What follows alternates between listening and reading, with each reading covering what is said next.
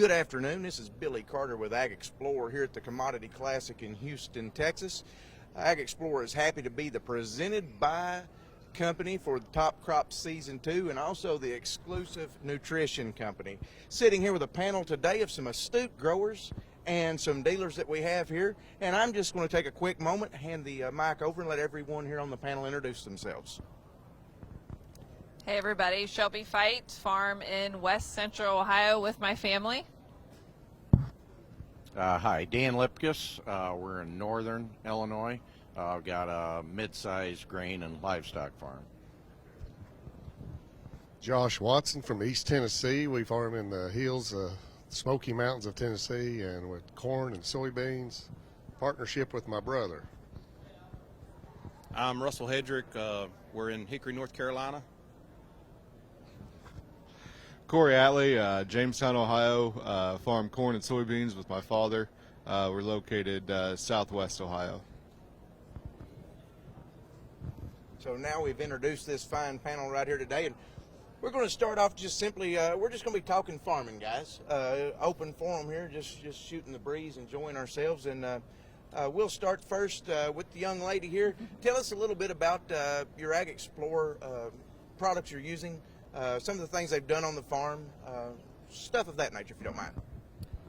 Yeah, we were AgXplore customers actually before they even became the show sponsor. So that's, how much we like the products. We believe in the products.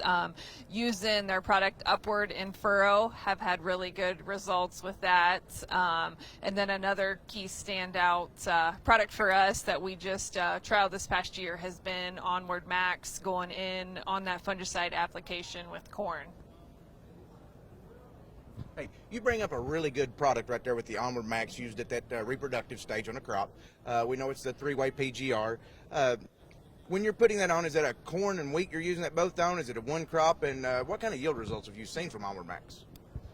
Yeah, yield results are good on corn, at least 10 bushels we saw this past year, and we're going to continue to use that product.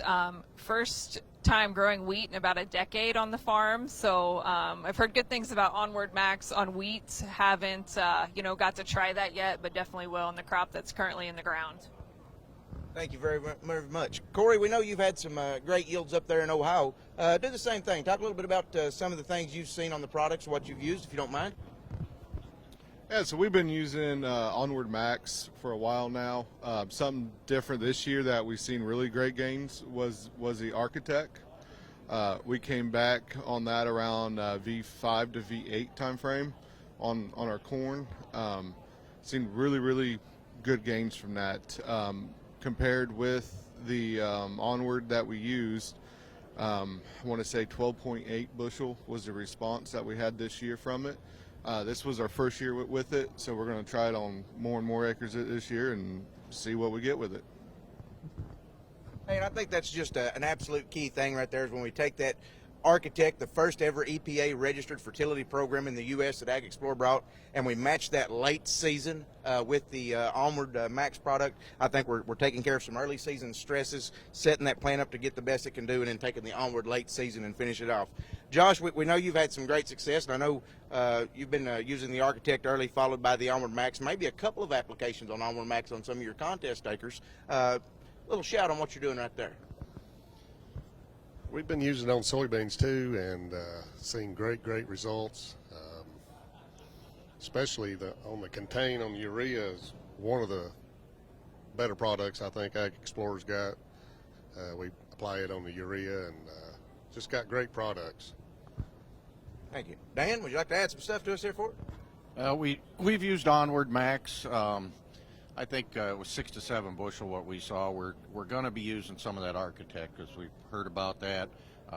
Seems like a lot of great things. Pretty excited to get that this year and see how it does. So we're gonna see how it does, and I'm sure we'll be able to relay the yield results and how it went for us. Sounds good. You know, we're talking about these yield increases we're getting, and we're kind of in a commodity market that's been declining, and some of us have some questions why. So it becomes even more important now to make the more bushels we can. So we get away from that cost per bushel or cost per acre idea we had, and we get into that cost per bushel. And it sounds like between the Architect application with the Onward application that we're gaining those bushels right there to be profitable on the farm. Now, Russell, you have new to the AgXplore, I guess, lineup, not used as much here. What has drawn you to sit down and to take AgXplore as a thought process and a possible vendor for your operation? I think every year we try to look at how do we increase return on investment. We've got a bunch of companies that we've used for years now, and we always try to look at what's on the market, what can we change, what can we improve, where we see that higher ROI. And with what the other participants in the show are seeing, and essentially what we've even seen on social media, putting your marketing out there, it's always a good idea for farmers to look at what can they add to the lineup to really make money on the farm. Exactly, a good thought process. So now I'm going to give y'all the opportunity to have a little competition up here, and whoever raises their hand first gets the mic. So before, as we were looking on, we was all like Russell at one time, not using an AgXplore product or a program. And we've seen some good things by using it. What were some issues you had before, maybe some negatives, and we wasn't getting what you was wanting yield-wise? You started using some AgXplore, maybe address some soil issues, some availability issues with the technologies and stuff that we have in the soil. But what do you see that's benefited you other than just maybe bushels? We know bushels is going to benefit, but soil health, that's a big thing. So first hand up, he's the winner. For me, the first thing that we used, and that was a huge need because we still use anhydrous ammonia, was getting away from N-Surf. Spending all this money to have the live biologicals, well, we didn't want to kill it with our stabilizer. So when we switched, our first product that we ever used was from AgXplore, and that helped us tremendously. Just be able to inject that in at a low use rate, and we no longer have to use N-Surf, and we're not killing the biological within our soil now. And I think that's very important. As we all know, we're farming sunlight, water, and microbiology. We got to have that. Everything we can do to keep it. Anyone else want to raise a hand? Here you go, Shelby. For us, we've really been working on our in-furrow pass the last few years, and adding some of these AgXplore products have really kind of taken that plant from the get-go and just made it explode. I'm seeing bigger radical roots, and it's just hitting that strip with these products and getting out of the ground even faster, which a lot of time is, the biggest battle, just getting it above ground and emerge. So good things there. I think I'll just add too, it's kind of, a lot of guys, including ourselves, you kind of hit a yield plateau, and you're always looking for something that will, maybe get you up that next step. And, whether that's the PGRs at a certain or critical time in the plant's life, or a certain nutrient, in the plant's life. That's why we start looking for some of these different products, that like AgXplore has in their market. So just trying to get that next step is a reason to, take the jump and try to get into some of these things. Absolutely. Taking that next jump, you got to have trust, and you've obviously found that in the AgXplore family, and we appreciate that. With the future coming in, we spoke a moment ago, prices are down a little bit. We're wanting more bushels. We're going to get them. What are some things that you think in the industry we need to be looking at as far as creating products or bringing education to the grower? Corey, I know you're also a dealer, and so your customers are coming to you. What are some of the questions you're getting from customers now, and how are you able to position an AgXplore product or program on that acre so they can get their best return? Well, the first thing is just listening to the customer, to the farmer. What do they need? What are their goals? What is their soils? Where can we start there? And then we're going to build a program from the ground up for that. That's the key thing. There's no magic bullet. I would love to sit here and point at one product and say add that and that's going to be the miracle worker, but it's not. It's got to be a full program approach. So it's more or less just finding from that lineup what can we add that's going to benefit the farmer the most, because every farmer has different needs. Every farmer is going to have different soil types that might be low in something. And education to me is the biggest part. I think with all these products out here, just look around. all these different booths and what truly is a biological, what's an inoculant, what's all this stuff. Tons of companies do a great job of trying to sell you stuff, but they don't want to educate you on what you're actually putting into the soil, putting into your plant. And that's one thing I think you guys do a great job of, is trying to help the farmer understand of why you're going to use it and what you're using, because it's the wild, wild west out here. Every company's got a product that will be the secret missing link for you. So it's really being able to skim through and be able to get that knowledge and the education part to know what you're actually using. So as the discussion is, how do we try to get more dollars now with this market the way it is, right? So there's also this carbon market has gotten really large, right? So there's a lot of competitors in it, and if you look, there's certain things you can do that will enable you to capture some of that money that's out there. And sometimes that is products. Like there's certain companies that like biologicals because there'll be more root mass, there's more underground. They can actually prove then that you are more carbon friendly, I guess it would say.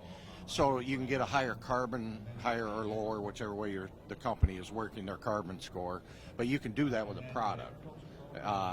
Biologicals are one. Also, the nitrogen inhibitors, are another one. So not inhibitor, but what's proper? Nitrogen stabilizers are another thing that carbon markets actually look at.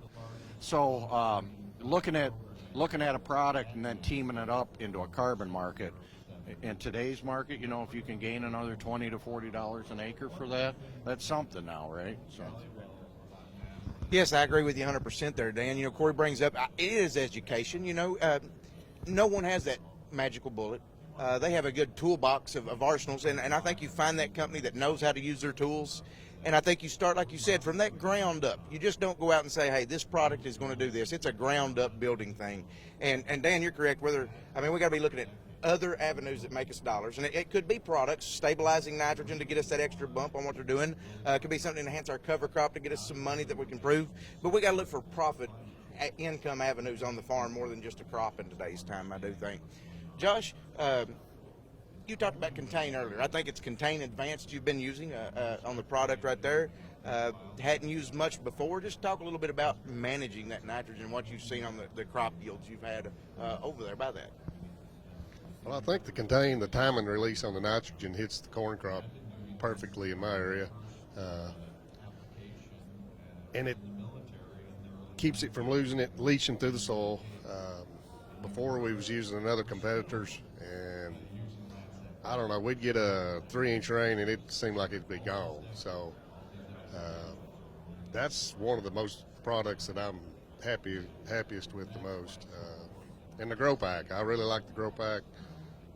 We put it on the corn and the soybeans, so that's been a big help for us. Yeah, there's nothing like that number one cost nutrient, nitrogen, after the rain event right there. You see it roll on out through the thing right there, and it worked well for you. Now, Russell, these guys and ladies have been talking a little bit about this, and we're trying to go sway you here to get on the AgXplore train with us.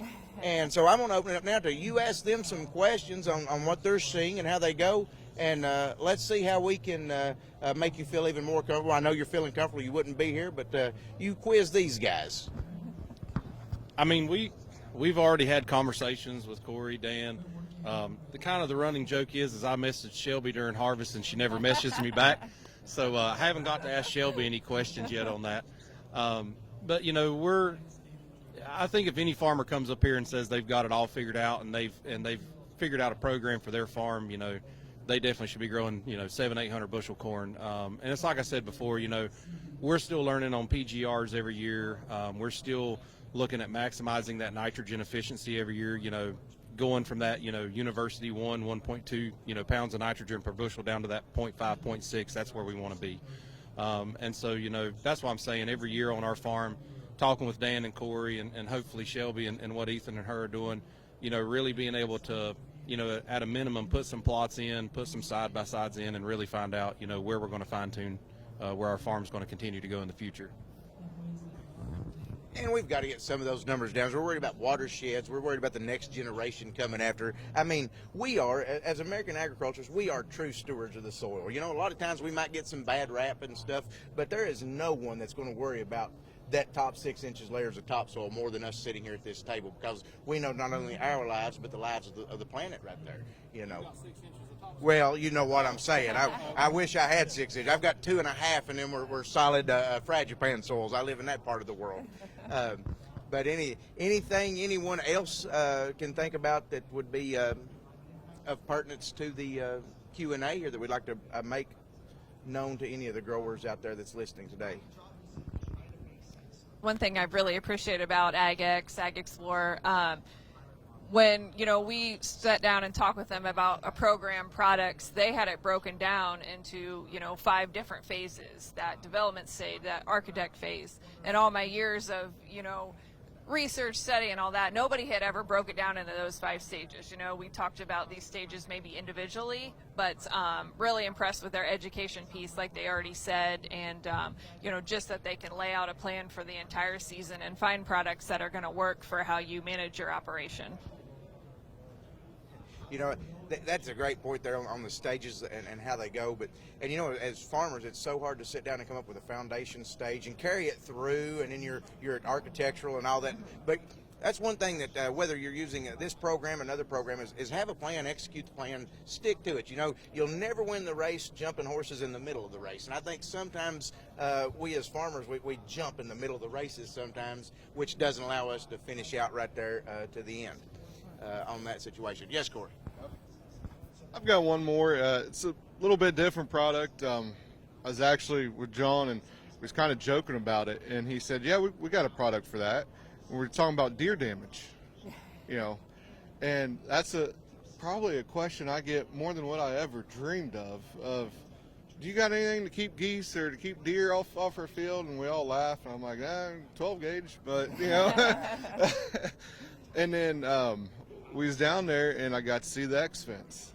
Well, I got to smell it. That smells terrible. But to actually have a product that can deter, deer away from the fields, I don't know about you guys, but a lot of our fields are cut up and with woods around them and tree lines, and that is an actual problem. I mean, I would love to say we can kill them all in 1 year, but we can't, We'll go hunting when we can, but just that's another tool in our toolbox that just a couple of years ago I'd have never thought of.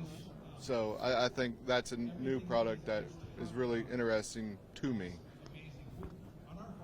Absolutely. You get out there and you've got them beans coming up to that corn, and you see them come out there and they just start eating, and you're just, hurry up November for rifle season. You know what I'm saying? Now we'll just hit the X fence, and maybe if you don't have a neighbor you really don't want to hunt close to you, go spray a little around his stand right there.